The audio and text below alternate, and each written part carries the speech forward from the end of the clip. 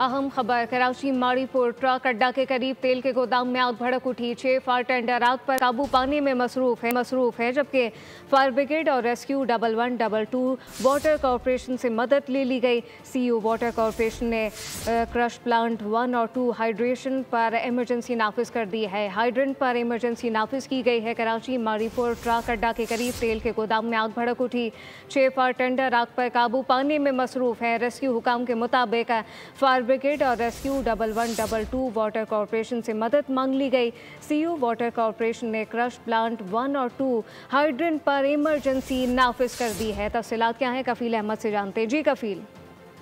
देखिए, आज जब्ती का एक और वाक़या जो है ये माड़ीपुर ट्रक अड्डा गेट नंबर 6 पर जो है वो ये पेश आया और ये ऑयल का गोदाम बताया जाता है। यहाँ पे जो है वो मुख्तलिफ जो है गवर्नमेंट के आइटम भी बनते हैं और ये आग लगी है। इस वक्त 1122 का अमला जो है वो यहाँ मौजूद है और फायर ब्रिगेड के साथ साथ जो है इस वक्त वाटर कॉरपोरेशन का जो अमला है वो भी जो है वाटर हाइड्रेंट के तहत फौरी तौर पर यहाँ पहुंचे हैं गाड़ियां, लेकिन आग बुझाने की जा रही है। मैं इस वक्त वहाँ स्पॉट पर मौजूद हूँ। मैं आपको बताऊँ कि धमाकों की आवाज़ें आ रही है, मुख्तलिफ जो है केमिकल्स भी बताए जाते हैं जो यहाँ पर बनता था और ये ऑयल है।